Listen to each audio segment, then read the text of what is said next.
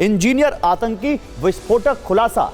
पाकिस्तान के बारे में ऐसी रिपोर्ट अक्सर आती रहती है, इसलिए खुद को बदनामी से बचाने के लिए उसने नई साजिश रची है, लेकिन उसका पर्दाफाश हो चुका है। क्या है वो प्लान और कैसे पाकिस्तान की पोल खुली, इस पर आपके सामने एक चौंकाने वाला सच आने वाला है। पहले ये तस्वीर गौर से देखिए।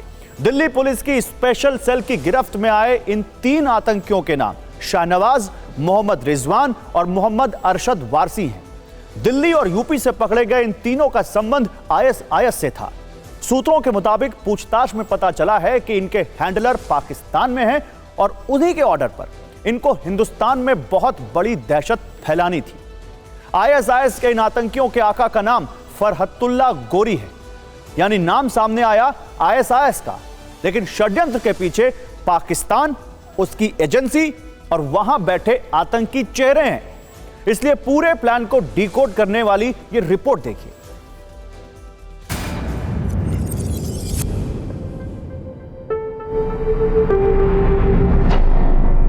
दो दिन पहले ही फरहतुल्लाह गोरी ने एक वीडियो बयान जारी किया जिसमें उसकी आवाज और इंडियन मुजाहिदीन के आतंकियों की तस्वीरें हैं। पाकिस्तान में बैठा गोरी ही आतंक का वो चेहरा है जो आईएसआईएस के नाम पर भारत में नौजवानों को ऑनलाइन जिहाद के लिए तैयार कर रहा है। लेकिन पाकिस्तान आईएसआईएस के नाम का इस्तेमाल क्यों कर रहा है, अब इसकी वजह भी समझ लीजिए। दुनिया भर में बदनाम पाकिस्तान और उसकी खुफिया एजेंसी ने भारत में आतंक फैलाने का ये एक नया तरीका अख्तियार किया है। दरअसल आईएसआईएस के नाम पर ये आईएसआई का ही एक टेरर मॉड्यूल है। इस प्लान के तहत पाकिस्तान में बैठे आतंकी ऑनलाइन और सोशल मीडिया के जरिए नौजवानों को रेडिकलाइज करते हैं। उसके बाद आतंकी हमले के लिए तैयार करते हैं और उन्हें आईएसआईएस के आमिर की शपथ दिलाई जाती है। वो इसलिए ताकि अगर भारत की एजेंसी उन्हें गिरफ्तार करे तो पाकिस्तान और आईएसआई का नाम सामने ना आए।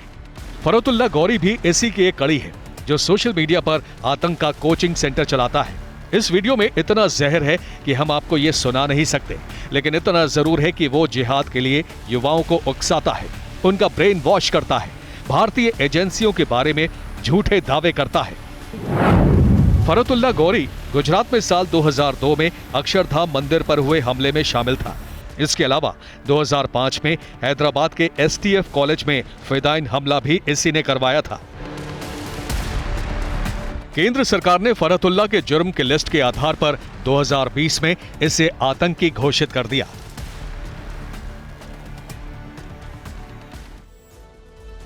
तो फरहतुल्लाह गोरी के बारे में अब आपको जानकारी देते हैं। हैदराबाद का रहने वाला यह आतंकी भारत से फरार होकर पाकिस्तान में छिपा हुआ है। हाल फिलहाल में एजेंसियों ने उसकी एक्टिविटी ट्रैक की। सरकारी दस्तावेजों में उसे जैश-ए मोहम्मद और लश्कर-ए-तैयबा से जुड़ा बताया गया है। वो यूट्यूब पर अपनी तकरीरें डालता है जिसमें भारतीय नौजवानों को बरगलाया जा सके, और अपनी इन्हीं जिहादियों के जरिए वो हिंदुस्तान को दहलाने की फिराक में रहता है। इस बार भी साजिश बहुत बड़ी थी, लेकिन सुरक्षा एजेंसियों की सतर्कता की वजह से खतरा टल गया। शाहनवाज और उसके साथी दबोच लिए गए। भारत में उनका क्या प्लान था वो इस रिपोर्ट में देखिए। दिल्ली पुलिस के स्पेशल सेल के शिकंजे में आए आईएसआईएस के आतंकी शाहनवाज, मोहम्मद रिजवान और अरशद वारसी ने पूछताछ में जो खुलासे किए उससे एजेंसियों के भी होश उड़ गए। सूत्रों के मुताबिक ये चेहरे त्योहारों से पहले बड़ी आतंकी घटनाओं को अंजाम देना चाहते थे। बताया जा रहा है कि तीनों 26/11 से भी बड़ा हमला करने की फिराक में थे।